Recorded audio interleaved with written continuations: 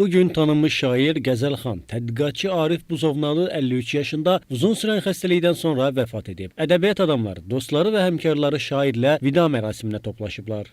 Neçə vaxt idi xəstə idi və son bir-iki gündə vəziyyəti lap ağırlaşdı və xilas eləmək mümkün olmadı və doğrudan da tək Azərbaycan əruz sənəti üçün yox, ümumiyyətlə ədəbiyyatımız üçün, ədəbi mühitimiz üçün böyük itkidir. Çünki elə insanlar var ki, onları kimsə əvəz eləyə bilir, onların yerini kimsə verə bilir.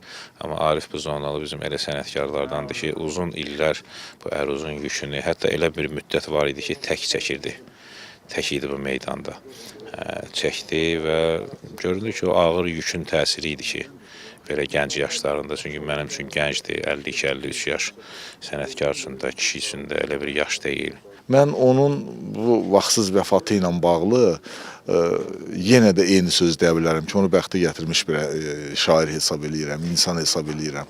Çünki insan bu dünyadan gedir, amma onun yaradıcılığı qalır, onun insanlarda oyatdığı təəssürat, xatirələr qalır və inanıram ki, Arif Buzovnalı istəyir öz yaradıcılığı ilə, istəyir insanlarda oyatdığı duyğularla, xatirələrlə həmişə bir ziyalı kimi, bir şair kimi, bir insan kimi yaxşılıqla xatırlanacaq.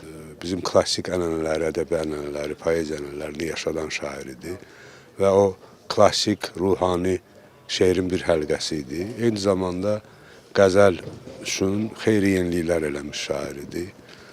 Yaşlılar Birliyinin Abşeron filialının rəhbəri idi. Onun rəhbərliyi altında təkcə Buzovnada yox, ümumiyyətlə bu Bakı kəndlərində xeyli cavan qəzəlxanlar yetişmişdi. Yəni, təkcə şair kimi yox, həm də ədəbi fəaliyyəti ilə olduqca ləyaqətli, işgüzar, təqdir olunması bir fəaliyyəti var idi. Hamımız dərin sarsıntı içindəyik.